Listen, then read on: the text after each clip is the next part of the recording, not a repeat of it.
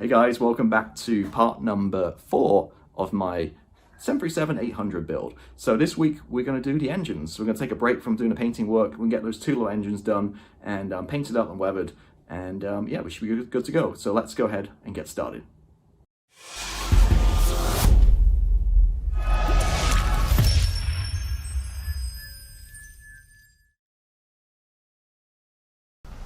All right, welcome back. So we're going to do the engines. So just two engines, obviously, on the 737. Now it's kind of down the little spine here is where the instructions are. So it's kind of broken out by a left and right engine, or engine 1 and 2. Looks like that's kind of, this bit here is your one engine, and this is the second engine right here, these steps. So it's going to be a lot easier to paint this in subsection, I think, and then rather than having to mask a bunch of stuff. It's going to be easy because the engine and the actual mount itself is going to be grey to match the wing. But all the fan blades and the rest of it's going to be different colors. So the key to this is keep your parts separate because they'll get mixed up or it's going to be really complicated. So what I've done is I've kind of started building one engine and I've cut all the pieces off for the second engine. I'm going to show you what we've got going on here. So let me kind of get all the pieces.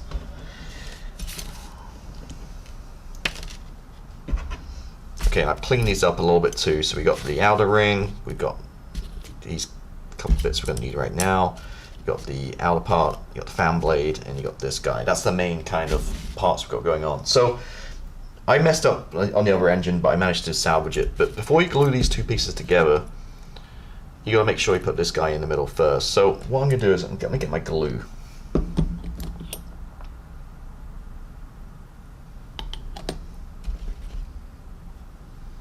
And it's got a little tab that faces upwards, so it just kind of sits in there like so. Make sure it's kind of centered. And then it's kind of so tiny. Don't get fingerprints all over this. And this side should go on like that. There we go, just kind of clips. Again, this is such a beautiful fit with Zvezda. So much more enjoyable in the Revel kits.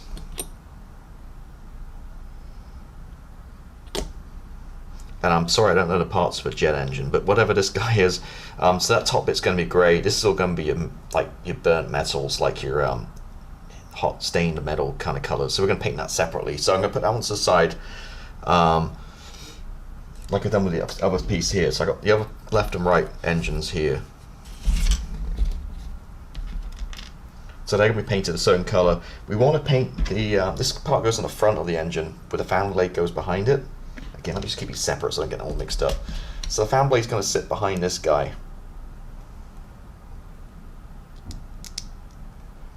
And it's going to fit in the front of the engine cowling here. Like that kind of deal. So what we want to do is we want to paint these up too. So we want to go black, which I think Mr. Service of 1500 black, which I use for my priming, is actually going to be a perfect kind of finish, I think, for what we want for the fan blades. So we're going to paint black for the fan blades, and the inside here of this this part right here looks like on pictures, looks like it's a dark aluminum slash kind of light gunmetal kind of color. So I'm going to go with LP20, which is light gunmetal, and we'll see how that looks. So I'm going to spray these separately, you may not have to mask anything. So the fan blades get black, this will be light gunmetal inside here, and then we'll start, well actually what I'll do is while I have black, I'll prime this up in black, and then we'll come back and we'll kind of talk a little bit about what colors we're going to do for these guys as well. And then from there on it should be pretty straightforward. Again, just the key with this is just keep the engine separate so you don't get all the pieces mixed up, otherwise you can have like a right mess trying to get all this stuff married up at the end. Alright, so let me go ahead and start spraying with a couple of colors, and I'll come right back. Alright, so I've primed everything up with the Mr. Service of 1500 black, so I just kind of want to show you real quick how I kind of do this. So crocodile clips, these guys are great for holding these. You're not going to see this part of the front's in the engine, so just sprayed it, super easy. And this is just popsicle stick with a bit of masking tape, cheap masking tape just wrapped around it and then just stuck on. And again, you can hold it and you can paint it way easier. So I'm going to take off these two guys because they're going to remain black, but we're going to dry brush them a little bit. So these are going to remain black, and now we're going to paint up metallic on these two parts and also the back right here. Right, so we painted metallic parts. So let me talk about these guys. So I used light gunmetal, LP20 first, and then I gave some heat stains with some hot metal blue Alclad 413, just basically a clear blue, and just gave a light, very light mist, just give it a little bit of like the burnt kind of, you know, heat stain, as I mentioned. So those are good. The top bit here obviously needs to be painted with the grey. But let me put these to the side because they're not quite dry yet. Okay, so that's done. The inside of these guys, which are parts E17. It was painted. I tried to shoot a couple of different colors, and in the end I went with this is all worn off the label. This is old. This is Extreme Metals. This is basically a dark aluminum color, so that's what I got with that colors inside there. These are obviously the black we talked about, and oh, and then I've lost a piece. Here they are over here. These guys, I thought they're glossy, but look at the pictures. Again, I used to have to use a couple different colors on this. But looking at some reference pictures, it's kind of more a dull. So I use a flat aluminium or aluminum, which is this guy, which is LP38, flat aluminium or aluminum, depending where you're in the world, which gave me that kind of color for these guys, which just looks very close to the reference picture. Like I said, I thought chrome, but I guess on these engines, on this aircraft, they are kind of like that kind of like dull, kind of flat kind of look. Cool. So that's that done. Now my blades here, I just want to add a little bit more detail. So you do have the little white swirly thing in the middle, but in this scale it's way too small to paint, so I'm not going to do that. But I do have some steel here, Model Air Metallic Vallejo 71065. Again, these are just stuff I have. I have so many paint ranges. This is just what I have at hand. I mean, if you have different steel colors or different light, like or dull or flat aluminiums or whatever, just use what you have. I mean, like I say, I'm going for all these different brands because that's just what I have in my drawer here. So I'm going to do a little steel, so I'm just going to put a little bit on the paper towel here. Actually, that's probably a bad idea because it's going to absorb it all. Let me get the palette.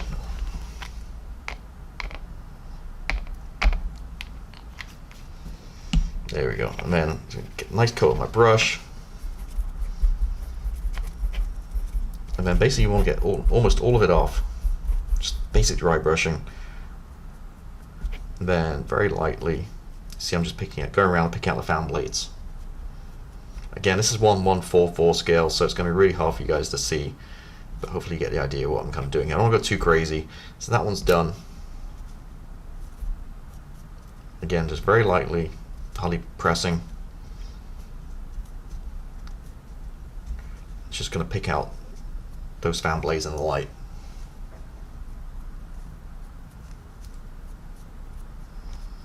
A bit more on this one actually, around the edge.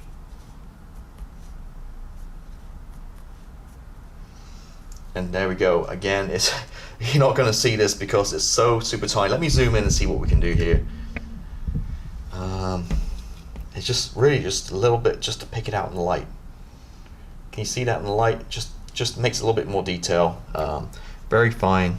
Again, let me just come back a little bit more. So it's still black. It's just got the top tips of the fan blades now, just kind of like that very kind of, see, catching the light, just a little silver sheen to it.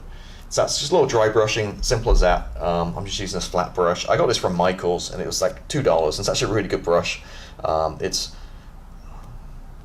I don't know what it is, but it's basically Royal and Lagnical size 4 flat brush. Yeah, if you have a Michael's, they have some pretty good brushes there for real cheap. So this actually what's good for dry brushing. So that's it. So that's all I want to do, just very subtly. And then once it's all dry, we're going to glue it to the back of these guys. To these guys right here.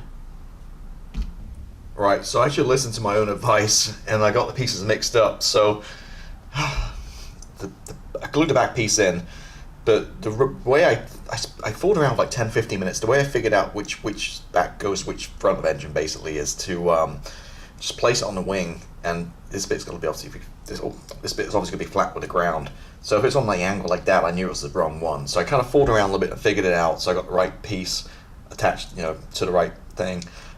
Way to note these engines too. This little kind of bit sticks out here. This kind of little airflow thing. This should be on the inside. Say this is a fuselage. These should face inwards. So when you put them on the engine, they should go that way around, not that way. So yeah, these guys in. Yeah, maybe you can see it more in light now, that little dry brushing we did. See how it just picks out light a little bit better? So it's all glued together, looking good. Added a little bit of my sprue glue just along the seams, just to make things as seamless as possible. Exactly the same as we did in part 1, or was it part 2? I think part 2 where we did the main seam line on the canopy. Sorry, on the canopy, on the main seam line on the fuselage, where we used my sprue glue, which is basically tamaric extra thin with a plastic card kind of melted in. It makes it like a putty. So, like I said, I just ran it across the lines. I can let this dry fully, and I'll sand it back, and hopefully, got no seams. I was kind of a little careful where I put it. I don't want to lose a bunch of detail on here and sand it away. So, yeah, so we're looking good. So, those guys are good. Just need to dry, and I'll sand those down, and then we're ready to mask up the metallic bit at the back here, and put a little foam in the front. This kind of stuff. We'll just go in the front, so we don't overspray, and then we'll paint these guys grey. So that's where we are with those guys. So I'm gonna let it dry, and then we'll sand them back. But yeah, don't do what I did and get the pieces mixed up. So if you keep them separate, it does make things a lot easier. Okay, so we're done with the engines, nice and seamless, all painted up, no problem at all. And went with the grey, which is the H338, the Boeing grey, basically, which the scheme I went for with American Airlines. I used the Boeing grey for all the grey parts on the aircraft as well. So it's all painted up, looking really good. So did give it a clear coat with some LP9, my usual clear coat. And once that was done, I took a couple drops of PVA glue. I stuck the rings on the front here, so it looks really good. So definitely paint these separately, because then you get a perfect line. They fit perfectly well too, no gaps or nothing. So really happy how the two little engines are working out. We'll keep these separately. We'll weather them and decal them, all that kind of stuff. At the very end, when we bring stuff together, we'll attach those. So engines are done. Also want to point out, I did do the wheels, the landing gear too. They were a little fiddly, tons of little parts in these guys, but no problem at all. Just follow the instructions. I don't think there's any real need for me to show you on the camera. But yeah, they are super tiny, but they're all painted up. I don't want to use the same grey as I use for everything else. I want a few like tonal differences, so I used XF19, Tamiya Sky Grey. Just to give, again, just give a slightly different grade to these guys. So the gear's all done as well, and I just want to do a quick follow-up since the last part 3, we did the painting.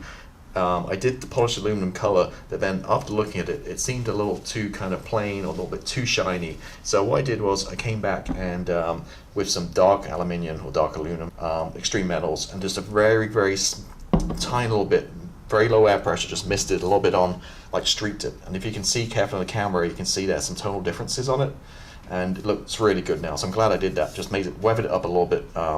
Again, just a few little, just a few little streaks. It's very little paint, very little air pressure, but it just did break up that big solid kind of lump of polished aluminum. So I do really like it much better now how it's looking. And once we do have that stripe down the side, it's going to look awesome. I did actually, when I had the grey for the engines, I actually did spray a little bit more on the tails as well to make them a little bit more brighter and a little bit more greyer. They were a little bit dingy. And that's pretty much it. So that's it. That's end part number 4, I think we're at now. So I think all that's left to do now is the decals. So we'll come back next time, we'll put the decals on, we'll get it weathered up, and then basically just the sub assemblies, putting it all together. The gear's done, the engines are done, the wings are done. Everything's pretty much assembled. So we've got to get it all done, put a few antennas on here and there, and we'll get this thing wrapped up. So next time, I said, will be decals. And yeah, thank you as always, and I'll see you next week. Goodbye.